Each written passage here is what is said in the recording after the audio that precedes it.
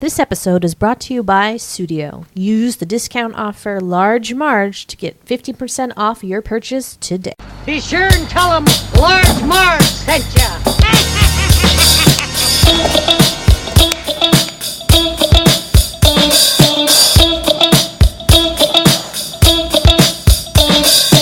In the 90s, we were just teeny tykes. We liked our movies and our bikes. We wanted to be DJs, but we were just teeny gals. So we went off to college and we remained best pals. 20 years later, we're still watching flicks and we're bringing you the feeling bit by bit. Sweetie and Sweety are here to say it's the Large Marge Santa's podcast. Hey.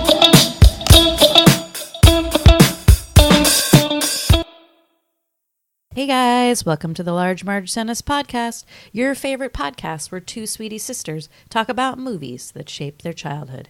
I'm Sweety. And I'm Sweety. Oh, hello, people. Hello. So we're releasing this on a Monday, and Monday is a fantastic day for one of the Sweeties. It's not me.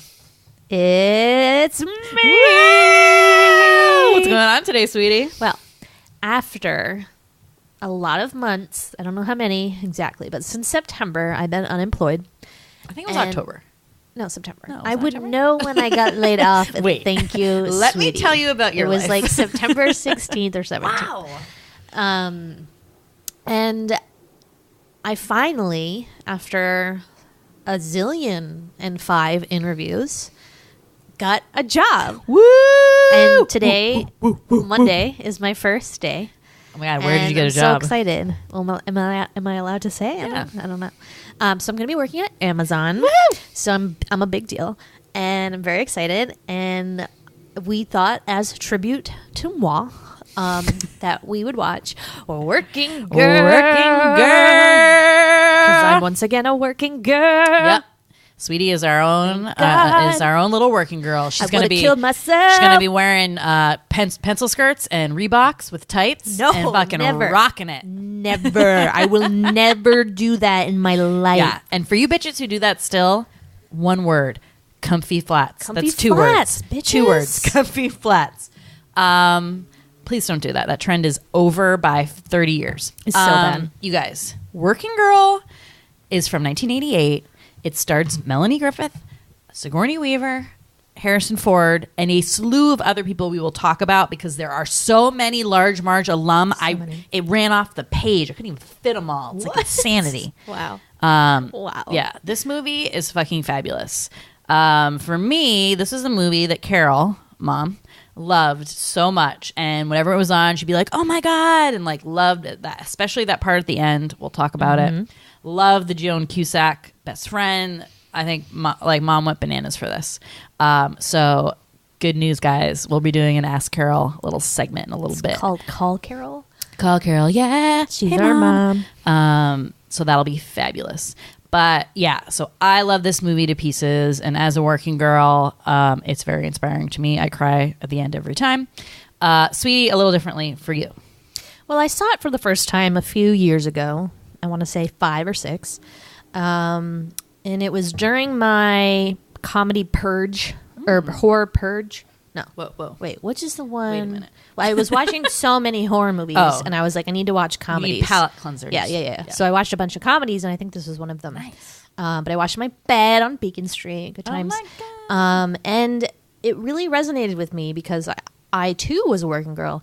And like Tess, I went up the ranks from secretary. Well, we call ourselves admin assistants, but became a real person. Not that admin assistants aren't real, but it's like step 1. It's entry level. And then climbed up the ladder, and now I am an executive CEO. Oh my God. You're Catherine Parker of Amazon. No.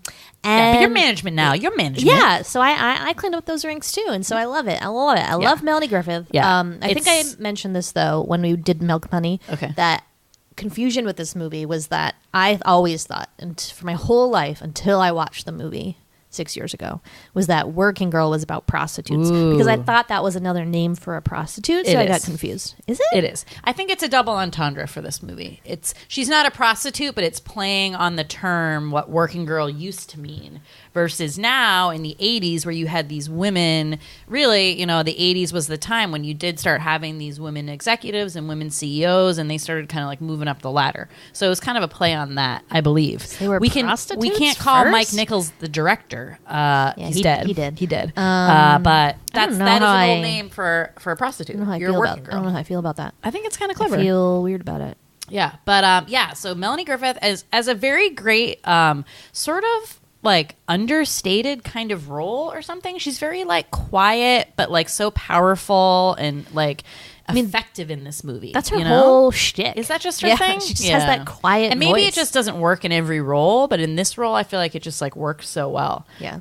She's just so like pure of heart and just like really believes in. And like the business side is like so fucking boring. You're like, why are you in this industry? This sucks. I know. But she loves it. She's like a huge nerd about it. And it's like so great to look at her and watch her progression during this and how she grows and how, she always had the smarts in her. And it's awesome. And then the surrounding characters are amazing as well. Hot as fuck. Harrison Ford. Fanning the flames of hot men heat. Wow. He's adorable in this. Yeah. And is like such a cute, he makes some weird choices. So we'll talk about that later too. Joan Cusack. Yep. That role. Holy her best crud. friend. That is awesome. Great. Alec Baldwin is in it. Sleazy McGee. Just, lots of great Yeah. peeps. And Sigourney Weaver as an amazing villain. And I just looked quickly on IMDb right before we started, and this in 1988, so it would have been the 1989 Grammys, and 1989 Oscars. Got nominated for a ton of Academy Awards. So Best Director, Best Picture, Best Actress, Best Supporting Actress for Sigourney and Joan Cusack. Oh my God. And it was only the song, Best Original Song, the Carly Simon song, that actually won. But still, and I'm obsessed when comedies like make it into the Oscars. I love that. I think it's the greatest because this movie is like a powerful and it's a great message, but it's also hilarious, like super watchable, moves really quick. I don't think it's like super slow. The businessy side is like kind of confusing. I still don't get it. No clue. After 25 what's watches of happening there. this. But yeah, I love this movie. This is definitely in my top 25. Number keeps increasing. Yeah. No big deal. NBD, guys. Yeah. So yeah, great little flick. Let's talk about it. Okay. Let's do it. Let's do it. It's time for the Sweety synopsis. Yeah. Sweeties. Let the river run. Let all the dreamers wake the nation. Come, the New Jerusalem. Okay, so that won an Oscar for that song. Carly Simon, bitch, you fierce. She's married to James Taylor. Got divorced. She wrote that song, but bet you think the song is about you. Good one, Carly. About him? No one knows Sick who it's burn. about. Oh, it's about him. Oh, I thought it was God. about Bob Dylan or something. No. But also, so like she did all the music, but it's basically that song, like done a bunch of different times, is like the music for this film. It's pretty amazing. Yeah. But it's a great song. Yeah, totes. All right. Tess McGill is a secretary working in New York City. She's from Staten Island, takes the Staten Island ferry every day. And, she's living that secretary life. She's living the big hair, lots of makeup, lots of jewelry, sneakers, tube socks to work. It's just everything, man. It's everything. So she's basically working in the financial sector. As a temp. Right. She's a temp. But you can tell she's smarter than your average secretary. Yeah, she goes to night classes. Right. Goes to night classes, reads a shit ton of shit because she knows it's important and wants to know about what's happening.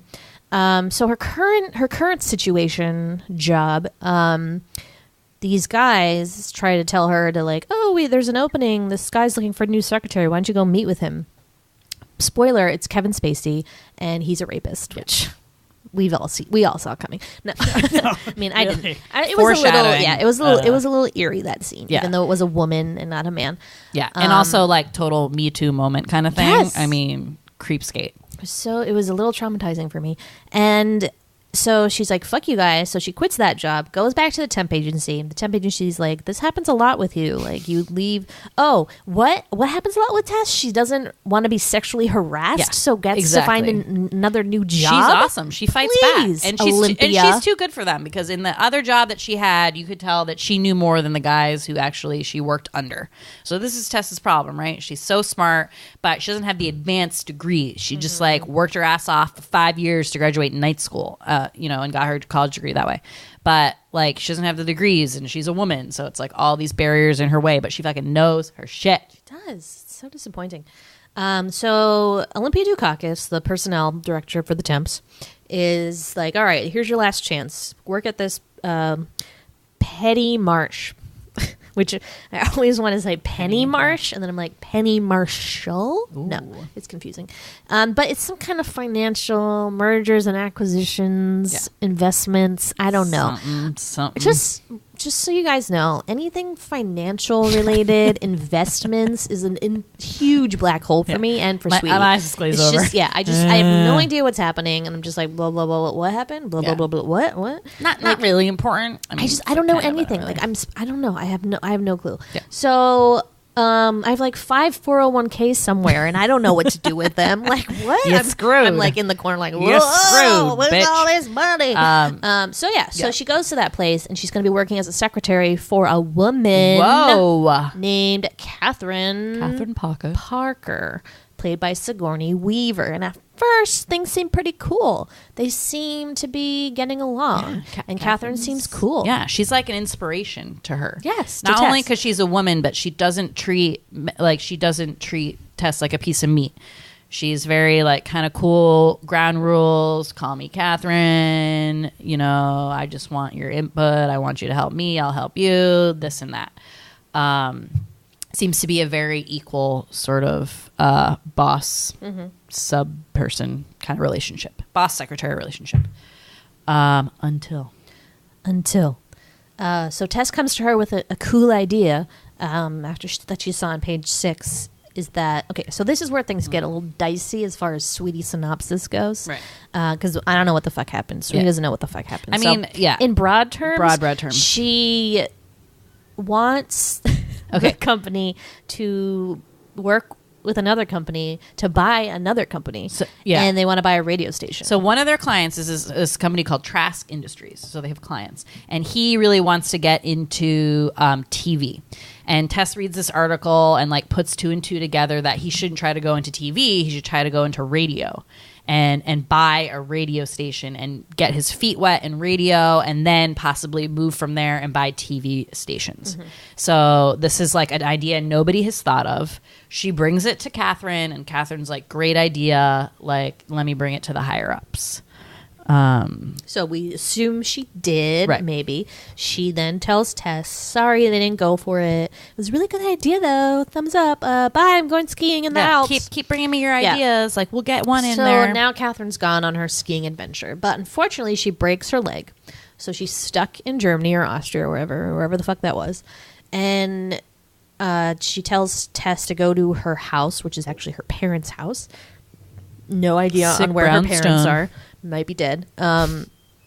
And Tess is walking around there, kind of like living her fantasy dream. Like, one day I could have something like this, which is, what we do every time we walk by like a nice house, or if I go to someone's house and they have more than one bedroom, and I'm like, whoa. Or if they have a bedroom, I'm like, whoa. Moving on up. Someday, somehow. So while there, she finds this tape recording of like Catherine's random like letters. It's like memos. So remember there used to be like you would record like what you want to say, give it to your secretary, and they do all your correspondence for you. Right. So it's like all this bullshit like letter she's writing to like Mamo and Gammy, and like it's like stupid, like to the Sisters of Wellesley and the Alumni Foundation. Yeah, But it's then gross. she It's stumbles nauseating. on a she's- secret message. Yeah, secret, top secret message, guys. Which Sweet and I were talking about. We're a little confused because it seems like the memo stuff is something that Tess would then handle and transcribe, but why would this other secret message be in there? Yeah, So seems confusing.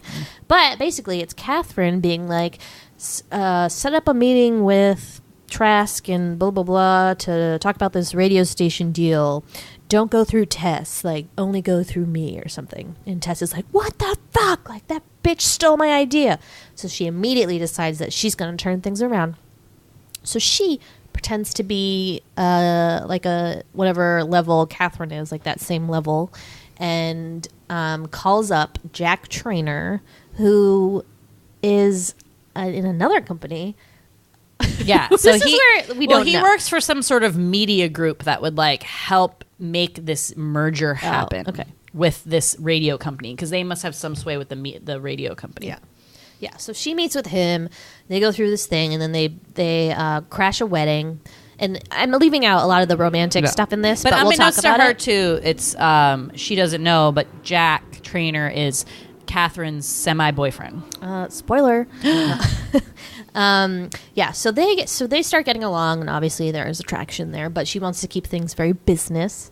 They go to Trask at his daughter's wedding, and they start the ball kind of rolling, and they get a meeting with him. So they go to meet with him, and they seem pretty into it, and so they're gonna do the research to do the deal.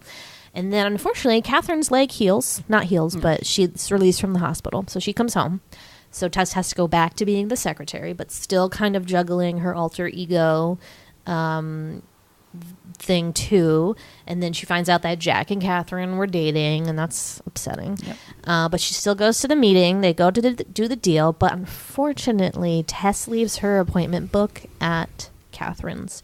Catherine is a snoopy snooperson like all of us. I mean, I would totes open that book up. Yeah, totally. I'm the biggest snooper ever.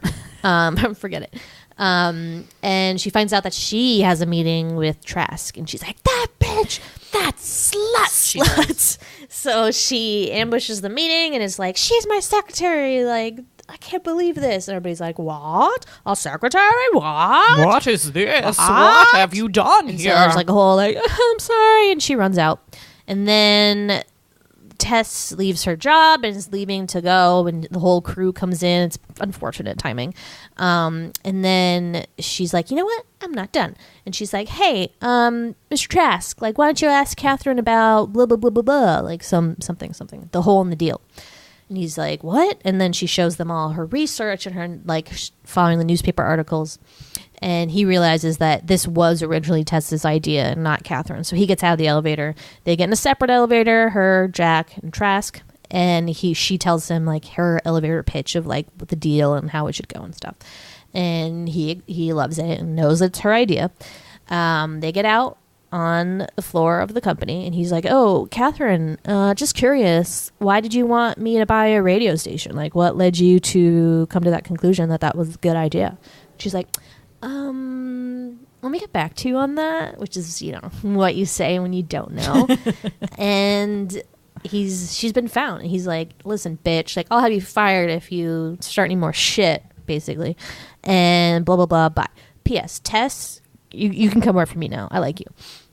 And they're like, woo, we did it. And then Jack dumps Catherine, obviously, because she's like a hose beast. Yeah. And her and Jack have a relationship together. It's really sweet. And Tess goes to work at her new job. Yep. So she gets hired by Trask Industries. He takes her on because obviously she lost her job at that whatever merger and acquisition company. Jordan Marsh, what was it called? That's like someone's name. Eileen's basement. Petty Marsh. Petty Marsh. I know, it's confusing because it's like J.C. Penney. Yeah. No. Wait a minute. And there is this great scene where she walks into the office, and there's this woman in the office, and so she goes and sits down at the secretary desk, and the woman is like very apologetic. Is like, okay, want me to get you coffee? And Tess is like, I'll get the coffee. And she's like, no, I got it. And is just like, okay, like this is still thinks this is like a great opportunity. And the woman confesses, like, so, like, that, you know, your office is in there. I'm the secretary, but I prefer to be called assistant. And, you know, and she walks in there and Tess can just not believe it. Like, she has her own office after working under people who treated her like shit for so long. She's got the office. And it's not a big office, not the corner office. It's not like anything really like super great, like super crazy and luxurious, but it is her own office. She has her own assistant. It's amazing. It's a great moment. Yeah. And then so she hold on. She calls Sin, so Cynthia, her best friend. And she goes, Sin, you'll never guess where I am. And then they just show Cynthia in this pool of women. So Cynthia's like still at that level and just like freaking out, being like, oh my God, she made it! And like freaking out. And then you just see kind of like her view outside of this like window of her office. And it plays that amazing Carly Simon song, Let the River Run. And then that's cue the waterworks. They made it, guys. It's great. It's pretty great. So it's pretty good. great. So good. It's a great ending. But yeah, to a great film. But yeah, we skipped over all the romance stuff. But this essentially is a romantic comedy, and so there's this whole obviously. Yeah, we'll side talk about plot. it when we talk about Harris. Oh, I mean, I'm just gonna talk about it now. No, well, I want to make sure we call Carol before she goes to sleep. Okay. So I think it's good. Ooh. We did a little right. speed summary. All right. But, Yeah, that's a good summary. So we'll take a break, give you guys a little ad, and then we'll call Carol. So be right back. Yeah, stick Talk around. to you after this. Sweetie, I want to talk about headphones. Lay it on me. I did not know about wireless headphones. I mean, I knew about them, but I wasn't like, I need a pair. And now Studio Sweden sent me a pair of wireless headphones, and it has changed my life. Isn't it life-changing? I Oh, mean, my God. What are your favorite things about using wireless headphones? Okay. My favorite thing is that my headphones don't get stuck on my coat and fall out of my ears. I just like free ball in, like just got them in the ears. Second thing, I don't need to hold my phone on summer days. In the winter, it's okay because you can just stick your phone in your pocket. Yeah. But with this, I can just put the phone anywhere I want and the wireless headphones on. Second thing, vacuuming, I can't listen to podcasts because the vacuum's too loud. Now I just put in my wireless headphones, leave my phone over there. Bam! I got the music and the podcast in my ear. It's amazing. It's the greatest thing. I've had a couple different pairs of wireless headphones, but I haven't for a while. I got a new iPhone. I got like the fucking lame like iPhone earbuds. Annoying as hell. Got my new studios. Whoa. They're great. Obsessed. I got this really awesome pink pair. I got the sporty ones that like fit in your ear. They fit amazing, and they're amazing quality. I've got to say, like, I've gotten some ones from like TJ Maxx. I've gotten the Beats ones, really expensive Beats ones that fell apart. These are great. These are quality. holding up. I love how they fit right in your ear. They do not fall out. I worked out in mine. Like, do not fall out at all. Fit right in. A lot of times, sometimes I've had problems where like you'll get sweaty and they'll fall out. These do not fall out. Yeah. I have been recommending these to people like right and left. And you lucky listeners, recommending them to you, and you can use our code to get 15% off. Yes. Go to Studio, buy your headphones, and then put in the discount code Large Marge. That's going to give you 15% off your purchase. Yeah. Do it. You won't regret it. And they have lots of different styles. Several different styles. They have sporty styles. They have more casual ones. They have, those ones that go over the ear. So kind of pick your poison, if you will. You will not be disappointed. You will not. So thank you, Studio. Yes. Thanks, Studio. And buy your headphones today. Bye. And we're back. And we are joined by our lovely mother, Carol. Carol, how you doing? Hi, sweeties. I'm Hi. Hi, Mom.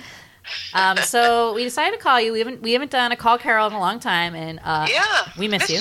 We miss you. But yeah, so for Working Girl and how I introduced this episode was that, this movie always reminded me of you because you loved it so much. And every time it was on TV, you would just kind of be like so excited and you just like love that great end scene, when she's in the office and you love the Joan Cusack character and all their big hair and like makeup and stuff. So I guess we just want to ask you, what are your like earliest memories of this movie? Like, when did you think you first saw it? Like, what did you think of it as a working woman yourself in 1988?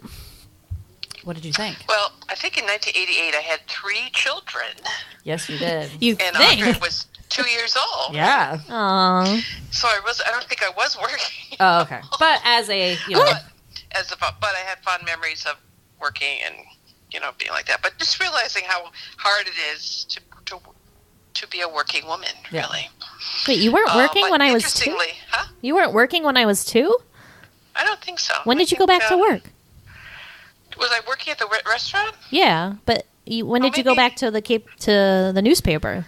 Oh, I think you were like 3 or something. All right. Okay. Yeah. That's No, not bad. you were never like home for that long. Yeah. No, I wasn't. No, I know. But it got harder when there was 3. Yeah. Or definitely. But I couldn't remember if was I at the restaurant? Must have been working at the restaurant. Yeah. No, I think that makes sense. Yeah. Mom. Carol was a glamorous waitress. I remember you had your perm then, your like curly perm, like long perm though. You had like long hair, and you swapped out your glasses and you got contacts. And you were like, who is this glamorous mom? You look like so glam. Remember that? And you always smelled like food when you came home. I like remember that smell always. I don't remember that. Still smoke in restaurants. They smell like smoking French fries or something like that. My memory of that time when she worked at the Fog Cutter, a now defunct restaurant. My only memory of that is we went to visit you and we all ate there, and I got the fish and chips. And the woman, for some reason, it wasn't you. I don't think you were our waitress because you would not have asked me this question. But I was like 5, and she was like, "What kind of fish do you want?" And I was like, "What?" And Emily whispers in my ear, she's like, "Say the fish in the fish tank," because there are those fish tanks in the restaurant. I'm so funny. So I did because I didn't know. Who asks what kind of fish you want? That's weird. Yeah. That's my only memory. Anyways, go on. Yeah. Anyway, anyway, about this movie. So that movie. So I just I loved it because I just felt it was an empowering movie for women. I thought it was interesting. Like she had usually it's like the evil male boss and the sexist male boss and everything. And this time it was a woman. Who was kind of actually had a boss sort of like that later on at the paper, like a woman editor who was kind of evil. Yeah, interesting. But, anyway, yeah. That sucks. It was just funny. It was just interesting, like how another woman could treat a woman executive could treat another woman as badly as a man would treat her. Right. Does that make sense? Yes. Yeah. Well, I'm like kind of uncomfortable with that trope though, because I think that is one that gets like passed around as this, because it's this idea that women, to get where they are, to get to that position, you can't be like a cool boss. You like have to be a bitch. So that means you like have to step on people to get up there, because like, and you have to be tough and be this person because like you know it took you so hard to get there. It was so hard for you to get there, and you have to like maintain this sort of veneer to like stay in that position or something. But wasn't that dispelled because Melanie Griffith, when she finally became a boss at the end, she was determined not to be that kind of... No, definitely. And like the thing with Catherine, that boss, is that she is also very wealthy, right? So it's not like this, she's not like Tess at all. She didn't come from nothing and then went up there. She's went to Harvard and has this family that has this giant house and goes ski in the Alps and is like, whatever. And what did she have for models as business people? Probably men that were like that. Yeah. And the thing with Catherine is that, and obviously you learn from this movie, is that she steals people's ideas. Yeah. So maybe that's how she got to where she was. Right. Like she's not a genuine person, and probably her rise was not because of anything, you know, her own merits. It was probably from money and connections, and because she stole ideas. So, so it is a little confusing, but... But a lot of things I like too about the Melanie Griffith character was that she was just sort of raw in her ideas, but they were like brilliant ideas. But she expressed them in such a sort of a naive way. I don't know if that's the right word, but they were like the radio one where she's dancing with that man at the wedding and his daughter's wedding, and she knew he was very powerful and he was gonna, you know, she wanted to make a pitch for him. To go into radio or something as their client. Yeah, good memory. Yeah. Well, I like that one because I remember when I was in PR for my brief time, and I was thinking of clients that really did well on radio like that, because I always felt like people, even though like today we're in the on the computer a lot, but if you commute, you know, you might be listening to talk radio or people on, like, you'll hear commercials and they're very effective. Yeah. Because you're in the car and they're over and over, and if it's with a good commercial, you know, it can communicate the message really well. Well, now only the radio can. as like a podcast. Well, podcast is the new radio, right? It's basically just like radio, and they use ads very similarly. So with podcast, you hear the same 5 ads, which is kind of interesting. There's a couple like companies that sponsor, and they give ads to like every really popular podcast. Yeah. Any of those people want to, advertise on Large Marge, feel free to contact us.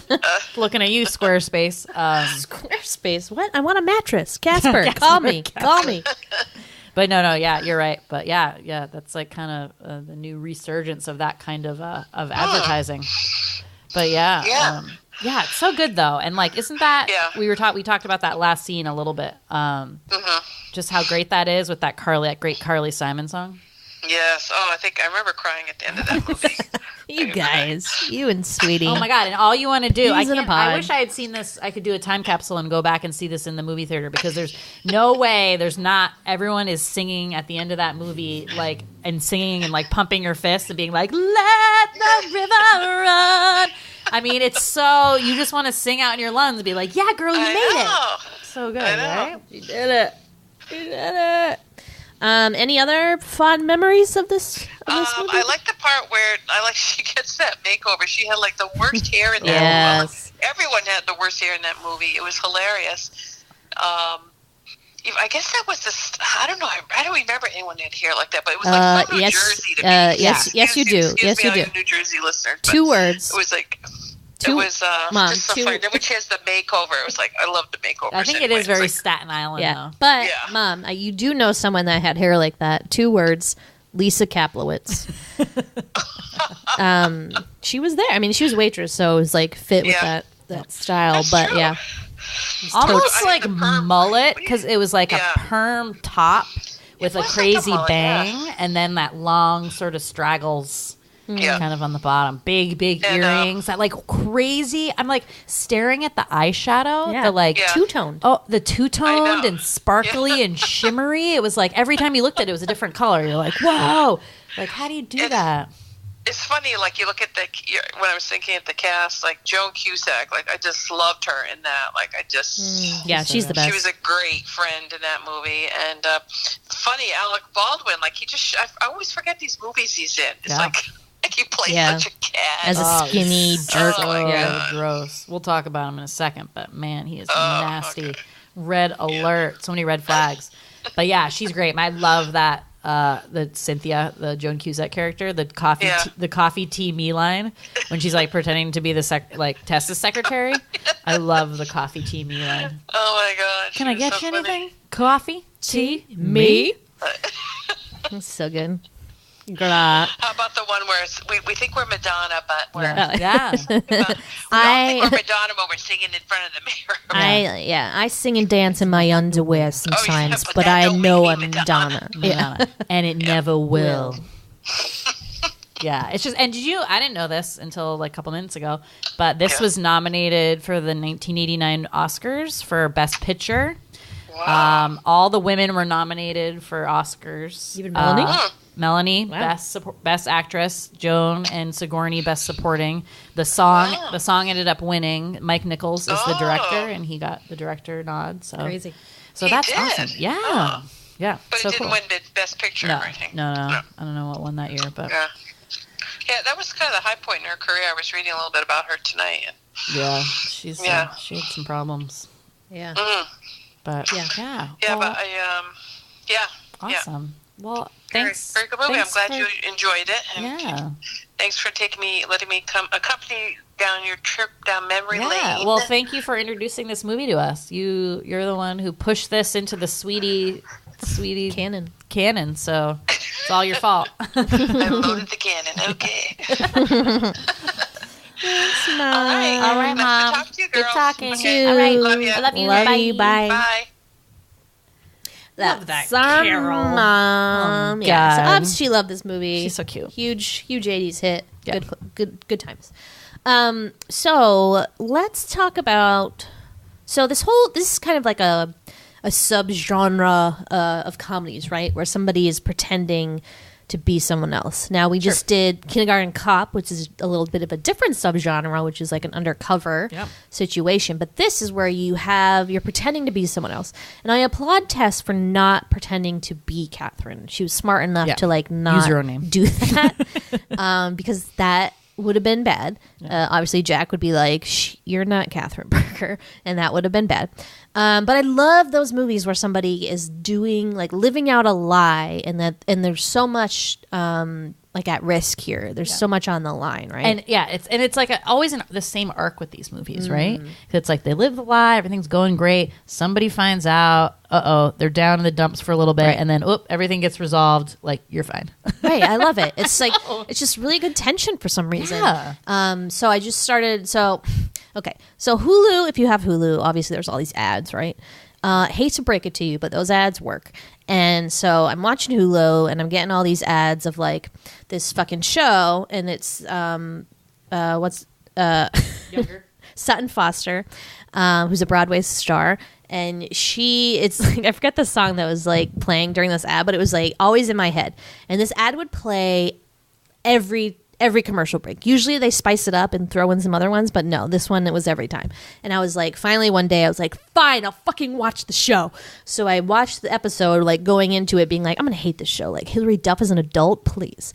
Even though she is an adult and has a child. And so I start watching it and I'm like, fuck, I love this show. So now I'm already on season 4 and living the dream. Are there?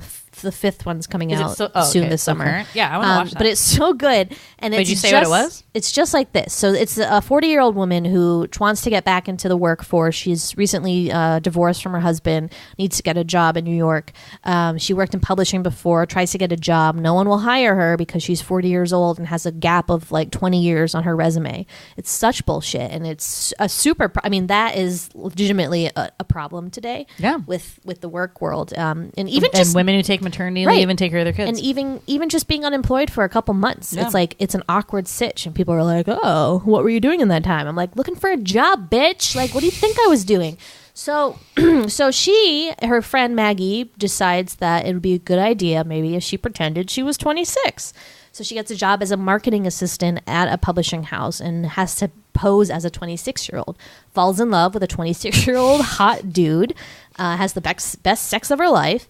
That is not realistic. Meets Hilary Duff. No 26-year-old is going to give you the best sex of your life. She's living this lie, and like little by little, people find out that she's not 26, and that's great. But I just love. It's just such a great premise. It always works. Like, it's always going to work. So I feel like I just love that. And it's what's that movie? Oh my god, I always think of this movie. What is the movie where the girl pretends to be a boy? And then there's like a fire. She's like in the locker room, and she's like, I can't take off my top because they'll know I have boobs. What is that? There's so many movies like that. I know, but this one I remember because it was like the fire. She sets off the fire drill so that no one will see her boobs. She has dark hair. Yeah. Why does she pretend to be a boy though? I don't know. We'll have to look it up. Yeah. But yeah, I just love shit like that. It's so exciting, and I love the thrill of like people maybe finding out, and then you're like, maybe they should find out. It'd probably be for the best. They always do find out, so you know, like that's gonna happen. You know, and this is like that's the point of the movie that like someone's gonna have to find out. But yeah, I like when it ends obviously in like a happy note, and like we said, there's always a low moment when they're like, oh god, like, what a mistake. The fact that Tess was a secretary does not seem like such a big deal to me. Like, really, I know the culture in the 80s probably was like secretaries, lowest of the low rung, blah blah blah. But it could be worse. She could be like, I'm a drug dealer off the street. Sorry, right? Like, it's not a big deal. Yeah, but there was that hierarchy there, and obviously it is such a jump from like, and she was a temp secretary too, so it's not like she had been there for very long. Whatever, you got good ideas. Great. Totally. So luckily Trask recognizes that in her. Thank God for him. Well, not a lot of people our do. Favorite person, Phil Bosco. The actor. Okay, so let's talk about so Melanie Griffith, star of this film, as we said, one of her best roles, I think, if not the best. Nominated for an Academy Award. Good for you. Unfortunately, during this film, she was going through horrible cocaine and alcohol problems. So, oof. Yeah, I was so upset. I think when I did the 80s movie rom-com fantasy movie draft at I married a movie geek. I picked Working Girl as my last pick, I think. And Ashley, who, from the Cutaways, who was on it, said that happened to like casually mention, Ashley, just kidding, that this was at the peak of Melanie Griffith's cocaine and alcohol addiction. And I was distraught. It made me so sad. And then tonight, Sweety and I read the trivia and we're reading all these things like, in this scene, Melanie Griffith was too intoxicated to deliver her lines. She would go party out till 4:30 in the morning, do all this coke and booze. So she'd come to work in the morning and be like completely unable to do her job. Got fined $75,000 from her paycheck. So poor Melanie. I know she ended up, I think she went to rehab pretty soon after this. But you know, those gams though. She has the craziest fucking skinny little toothpick legs, and I'm obsessed with them. Yeah. Oh my God. When you see walking from behind, you're like, oh my God, like how did those support you? I hate girls like that. But she has like a good body because it's not like she's super skinny. I mean, she's very thin, but it's like. Well, I was going to mention that. Like she does look a little. You think she looks too thin? She looks a little bloated in this movie. Yeah, and it might be from the alcohol. Yeah. I mean, in Milk Money, she was super skinny. Right. So this was like so maybe different. that was it. But yeah, the girl, I mean, the bitch looks good. I don't know. Like, so if you can look that good on like, you know, cocaine and alcohol problems, like fucking good for you. You're awesome. But get help. Yeah, but get help. Like that's not cool. I'm pretty sure you got healthy, like fingers crossed. But yeah, like so crazy. And there's a couple scenes. So she's, you know, if you don't know, Tippi Hedren's daughter from The Birds and one of the Hitchcock blondes. And there's a couple scenes where she looks just like her mom, and it's kind of puts her hair nice. up in a little twist. Yeah, our favorite short hair pretending to be long. Yeah, so interesting style. You know, as we talked about with Carol a bit there. You know, the Staten Island secretary style. So you got the crazy mullet hair, whatever that was. You know, the tube socks and the sneakers, the big jewelry, the crazy eyeshadow.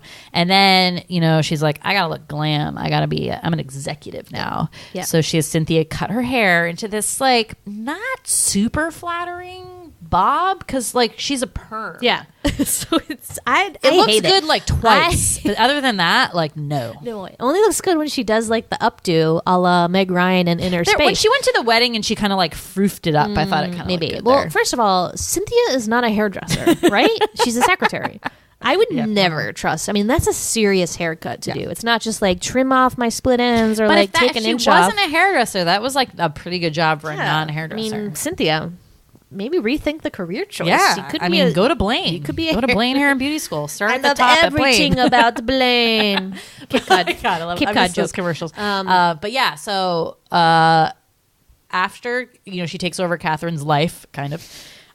She gets to steal all her amazing clothes. And I will say, Catherine Parker has a great wardrobe. And you would too if you spent $6,000 per dress. I love that shit. Actually, and that reminds me, another movie of pretending to be somebody else, Made in Manhattan. Yeah. Same thing. Where you like rifle the closet and you're like, ooh, I will wear this jacket.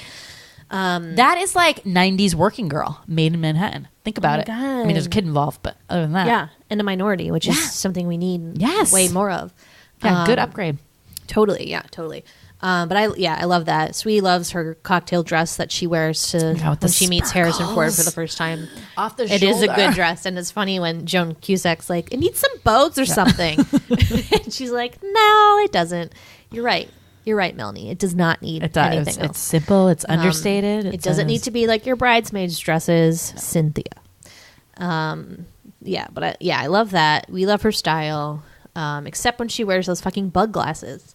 Just like don't. But weren't those Catherine's glasses? Yes. And she just wanted to look smart or something. I don't get it. It's a weird thing for me. Okay, so I wanted to talk about. Obviously, Sweety and I. Well, before I got laid off, I had a job. Obviously, we've been in the workforce, since we graduated college.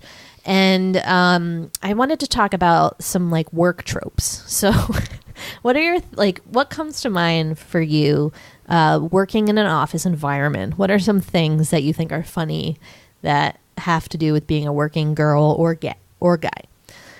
I'll say my first one, which is pooping in the office. It's a big deal. And I want to say that there's a scene in the beginning of this movie where Tess needs to tell her boss that somebody is on the phone and he's in the bathroom and he's in the stall. And I just want to give a special shout out to guys, because although you are able to pee standing up, which is a blessing. I mean, good for you. You can pee wherever you want. However, downside to that is every time you go in the stall, everyone knows you're taking a shit.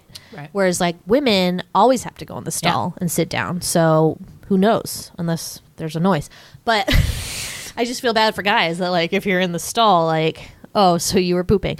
But I feel like guys don't care about that as much as women. Probably do. not. But so at work, there's this whole thing where like, and that where we used to work at, this would always happen where you would be peeing and then somebody else would be in the bathroom with you, another girl, and she would just be like waiting you out. And then you're like, oh, she needs to poop. Like, I'll finish peeing really fast and get out of her way and leave, because they want to wait for everyone to leave the bathroom before you go. But sometimes what happens, especially at a busy office, people keep coming in that door. Somebody leaves, and then someone else comes in, and you're like, motherfucker. So then you're sitting on that toilet seat for like 20 minutes. It's brutal. Yep. It's brutal. It was a standoff. I call it the poop standoff. And I got over it pretty quick because I was like, bitch, I got places to go. So, like, later. And my new bathroom now has 2 stalls in it. That's it. Oh, no. So the worst part about that setup is that, like, if it's the 2 stalls are occupied, like, you can't even wait.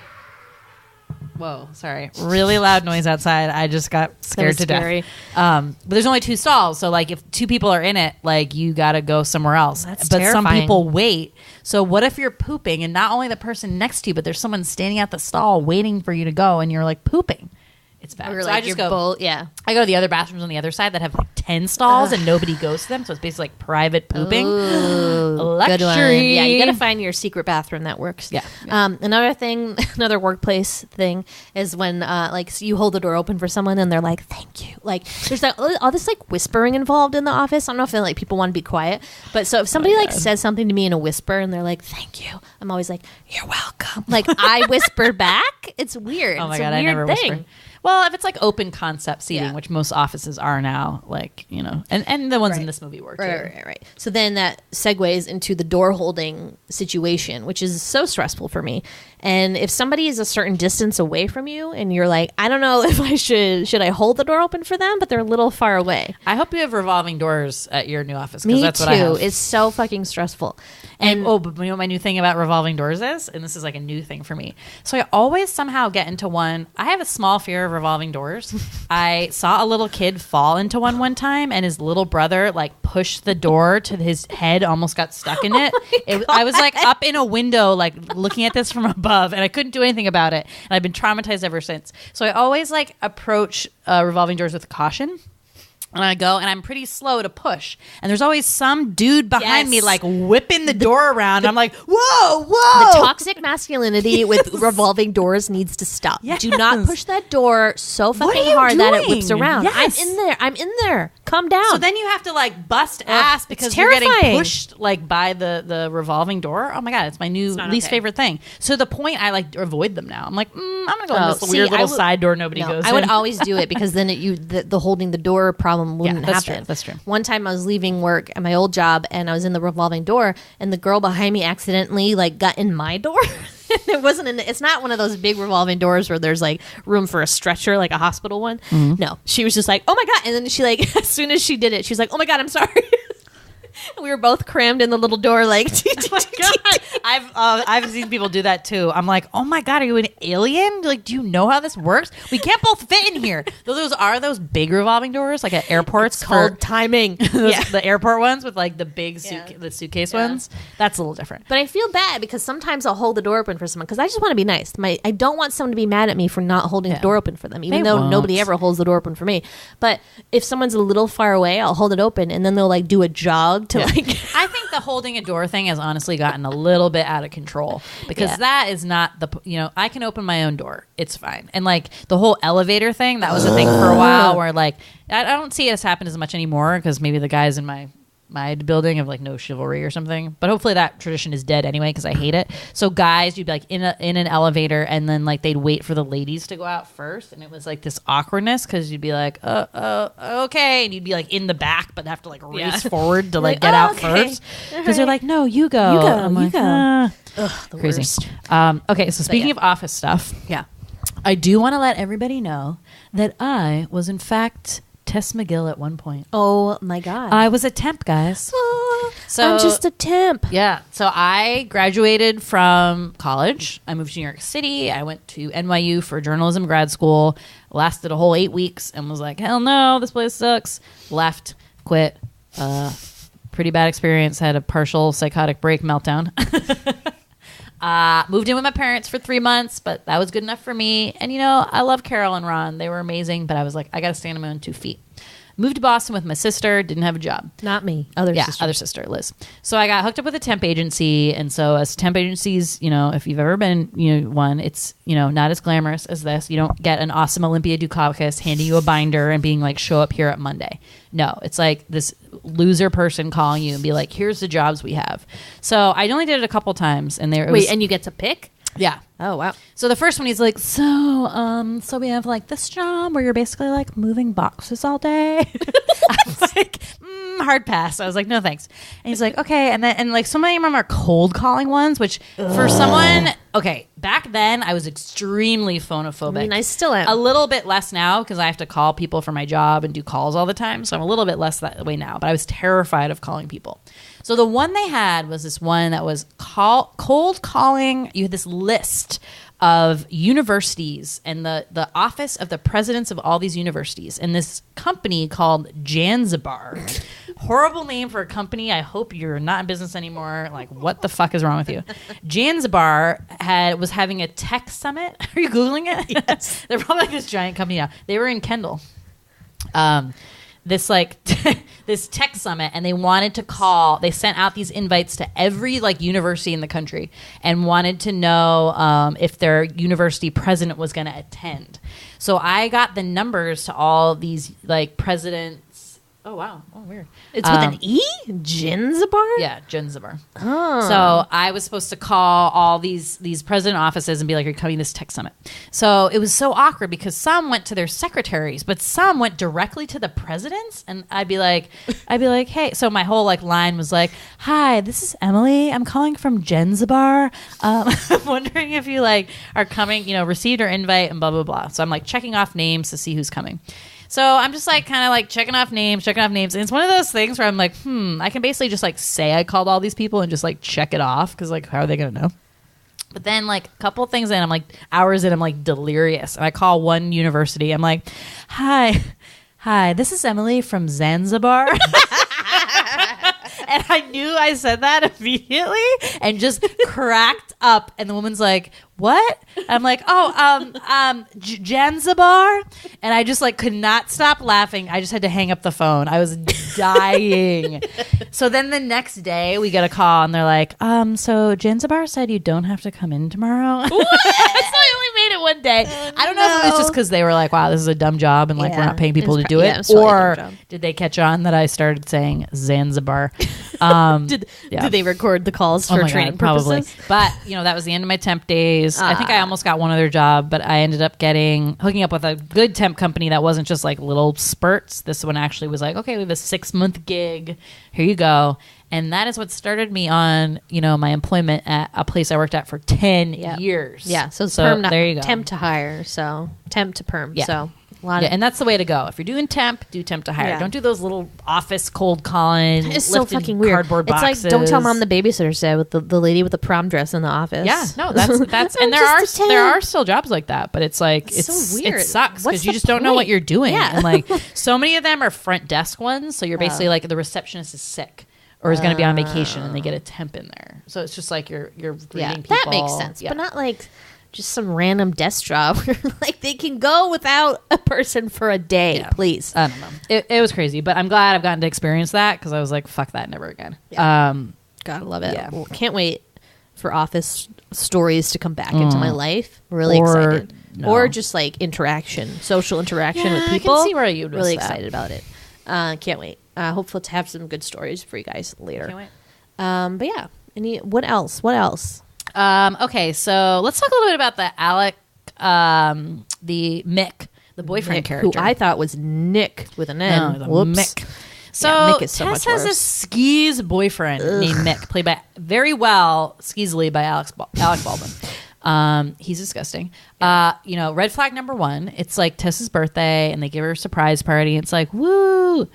What does Mick give her? They're live-in boyfriend and girlfriend. So you think, okay, they probably been dating for a while. Maybe since I see them as being high school it's like sweethearts. serious. So what does he give her for a 30th birthday present? Lingerie. Ladies, if you're out there, if your boyfriend gives you lingerie on your birthday, head for the hills. That is a freaking selfish, narcissistic piece of shit right there. It's gross. And we mean like sexy lingerie that you would only wear before having sex. To not like, please here's a cute pair of underwear. Because, I like lingerie like as much as the next girl. It's kind of fun to show off. But I don't want it for a present for myself. It's so weird. It's so weird. But yeah, so he's a loser and cheats on her. She comes home. He's banging Doreen DiMucci, and so she leaves him, and then they see each other a couple of days later, and they kind of make up. And he's like, "You know what? I think it's a great time to propose." What? I don't get it. And so obviously she's upset and is like, "No, I don't want to marry you." And while I love the Joan Cusack character, I do dislike the part where she comes and is like, it's so unlike you to not even give him a chance to like redeem himself. I'm like, there is no chance. Yeah. I'm sorry. You cheat on someone once, and like he wasn't even that like upset. No. He was like he basically like the woman like he took his dick out of this woman that he cheated on her with, and then was like, I love you. Like, I'm sorry. Like, do you? So upsetting. He was just he never cared anything about her life. No. And it was always didn't him, like him. That she went to night school classes, didn't like anything like that. It was so gross. Yeah. And he was like, I need you to know if you want to marry me now, because I need to get my life started. It's always about you. Meanwhile, like she's always so like telling him about her job and what's going on. And he's like, can we walk a little faster? Like the pizza's getting cold. Like he's just the worst. Yeah, he's the worst. Yeah. Dump so then him. she meets, adorable Harrison Ford, who is just, oh my God, he's just so he's cute. Everything. Yeah, he's just the full package. There's 2 things that are just a little shady about him, though. And, you have to admit that watching this, okay? So the first one being, they get drunk. And, so they go to this party, and she is like a little bit nervous having to kind of masquerade as this executive at this company. And she takes a couple of Valiums, and then takes, 3 tequila shots. Oops. And basically, like, passes out in a cab. Mm-hmm. Luckily, like, Harrison Ford is with her. She's not able to tell him where she lives. Right. So he very nicely takes she's passed out. Takes her home to his apartment, and she kind of passes out in a chair. She wakes up in the morning with undressed in the bed next to him. So clearly she thinks like something happened. Okay. Just throwing it out there.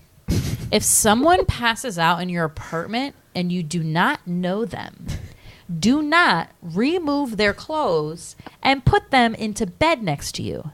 Let them sleep in the chair. No, or leave her clothes on, put her in the bed. You sleep on the couch. You sleep on the couch. Yep.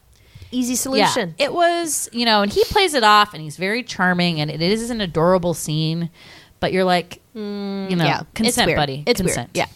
And then the second thing he does, which is questionable, is that he's dating Catherine, cheating, basically kind of, I don't know how serious they were. Like, were they in a monogamous relationship? Know what Catherine seems like. She seems a little nuts. Kooky. But the thing that I struggled with is that he knows that Tess knows Catherine, and he's not like, but P.S., I'm seeing this girl. Like, he just tells Tess, I'm seeing another woman. She's coming back from her skiing trip. Yeah. He knows that she knows her. I don't understand why he's being weird about it and not saying who it is. Yeah. It's very bizarre. And I would have a real hard time with, so they basically like have sex. They're like canoodling. Catherine calls him, and he's like, oh, hey, honey. And she's like, in bed with this other woman. And she kind of does give him the brush off, and she's like, okay, look, like, what the fuck is happening here? It's just such a weird scene. As like, as much as you know that Catherine is kind of a lunatic and horrible, it's still like, I don't know, dude. Like, what are you doing? And like, he's like, oh, I didn't have time to break up with her, and like, I couldn't go over there, and this and that. It just sounds like he wasn't that interested in her, and was just never able to like break it off because she was just kind of a ball buster. It doesn't seem like he would ever be interested in her. know. I'm confused how that what's relationship weird, too. started. But maybe they didn't. I mean, Catherine thought they were gonna get married. She's not. I mean, Maybe she's she's just crazy. nuts. She's Yeah. crazy. I think she's crazy. She exercises too much. She has a weird exercise bike in her apartment. And That was like an elliptical / exercise yeah, bike. that was Did you big see in that? the 80s. I remember watching like a softcore porn where like somebody was on one of those, or maybe it was a movie like Porky's esque. was funny. That's a comedy, but really like a sex comedy. Yeah. But she had that, and then she had one of the like things you pull down like this in her office. Like, tone it down. I wonder if like the 80s, it was the home gym was such a totally. thing. Yes, 'cause people Uncle- didn't go to gyms. Uncle Mike had the Nordic Nordic track. track. Oh my god. Oh god. We gotta text Kate about that. And Allie, like, Yeah. oh my god, remember the playing on the Nordic track and like the things would get all like tangled and we'd like totally bust I it didn't up. understand how to play on it. It was We had a it's a treadmill. confusing machine. Remember the fun treadmill we had? We did. And what's her face fell on it. Amy Watson. Amy Watson. This is great. Sleepovers, we had like this treadmill. Oh my god, I would play grocery. Oh my god, the something master. The treadmill was called something. It had like I don't know, name. but I would use it to play grocery mom knows. store because it'd be like a grocery belt and it'd be like, zzz, but it would go too fast, so it didn't work very well. Sometimes I put my Barbies on it and just like send them off flying. But yeah, I loved that thing. And it had a key. It had like a cyan key. Yes. You like put it in to start. It was like I, a like, safety worked out thing. down there. Me too. I did some running on that. Love that treadmill. But yeah, good times. But he's still adorable, and Yeah, I mean, he's obviously he's great. peak hotness. Yeah. I really at this And point. like for me, when he gives her the lunchbox, okay, this is my relationship goals, right? They move in together, so everyone's hunky dory. You know, she gets this job, and then you can see it's like in the future a little bit. So they're in this new place. Maybe it's her place actually. Maybe they live together. I don't know. He already has a place. I don't think. Yeah. So he makes this little. Okay, so first of all, he buys her a little lunchbox, and it's like an old school like guys who work in New York City like buildings. What is that? Like a builder? What kind of like lunchbox is that? I don't know. Yeah, and he has it monogrammed. Yeah. LL Bean style. Yeah, so adorable. And then he opens it up and he's like, I made you a peanut butter and jelly sandwich. And there's like a hostess cupcake. Here's milk money. And Audra is like, oh my God. And then she was later in a movie called Milk Money. What? And so cute. And they like trade all these kisses. It's adorable. And I'm like, oh my God. If my future boyfriend / husband gives me a fucking lunchbox for my first day of work, that is it. Better be a Purple Beauty and the Beast lunchbox, or I am out. Oh I'm my out of there. God. That's my favorite Or, lunchbox. like, I love it packs so much. of lunch. Remember lunchboxes? Like they were the best. They were so much fun. Picking your lunchbox out. But then remember when like the hard top ones really run out of style, or maybe they just did once you got older. Yeah. And then you had like the soft sack ones. Well, we just had paper bags. Or paper bags, but no, but I had. Oh a yeah, real I had one. a sack one. I had a blue one. I bought a Put lunch an bag. ice pack I bought a in it. lunch bag this year, and it has changed my life. I know you love your lunch bag, I'm but I obsessed don't like with how it. you have to like hold it outside of your bag. That's annoying. to Well, I me. just need a bigger It's just bag. another bag that I have. I know. Like Tess has like 5 bags. She's Honestly, walking into I'm work. surprised I don't forget about it because I just like tuck that thing under me in the train, and I always remember it though. I do love it. Thank God. Yeah. And he has a cold pack you can put into it. So wow. if I need stuff I need to keep cold, cute. like eggs or It's something. Yeah. Yeah. Harry Ford, like you're fucking adorable in this. Who else is adorable? Oh my God. Do you see this list Okay, of alums I have? Yeah. So Okay. Sweety alums, go. Okay. Joan Cusack was in. Adam's Family, Values, Harrison Ford was in. Indiana Jones, And all of them, and Star Wars. Yeah. Melanie Griffith. Milk Money. Mm-hmm. Sigourney Weaver. I was like Aliens, Ghostbusters, Ghostbusters 2. Yep. Uncle Carmine / Philip Bosco. Well, must be First Wives Club as Uncle Carmine. Yep. He's also in Milk Money as Jerry the Pimp. No, Jerry the Priest. No. Like, Jerry Pimp. the Pimp. Yeah. Who's the priest? I don't know. No, Jerry the Pope. Pope. Jerry Yes, the I knew it was Pope. something religious. You were close. That's it, right? No, there's one more, and I was like, oh, he was in something. He's in 4 total. All right. Well, I forget, but he's in a bunch. Alec Baldwin. Beetlejuice, Olympia Dukakis. Steel Magnolias, Luke And- Who's Talking. And Luke Who's Talking too. Yep. David Duchovny. Don't tell mom the babysitter's dead. So randomly, David Duchovny is in just this like surprise party scene. He's the guy in the bathtub. Check it out. He's way in the back. That was his first role, right? Yeah. So funny. I love it. It's great. And then have not been in movies yet, but might. Oh, you be forgot eventually. You forgot the old lady, the secretary. Oh, I didn't. She came too late. Oh. I just didn't write down her name. So the lady at the very end, the secretary at Trask, is the woman with the mole on her face and Uncle Buck. Real quick, but Good one. she's Good in one. it. And then two people who randomly have like those cameos are Kevin Spacey, rando, and then Ricky Lake.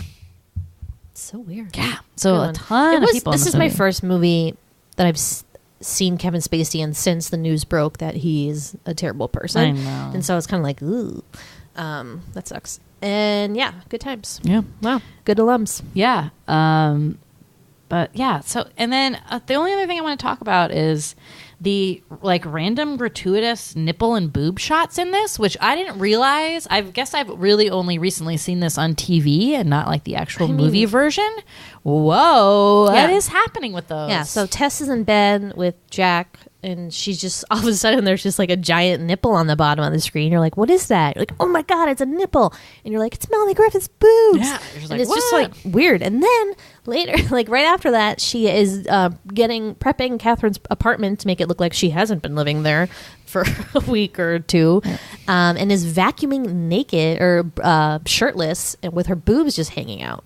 It just and that's something that you would not do. I'm sorry, women out there. Have you ever vacuumed naked? No. That's one of those things. That's the Seinfeld like good and bad naked thing. I don't think that's a good That's naked. not a good naked. That's not It's a good naked for it's me. not. It's so awkward. I'm not doing It's just not chores needed. naked. She has underwear on.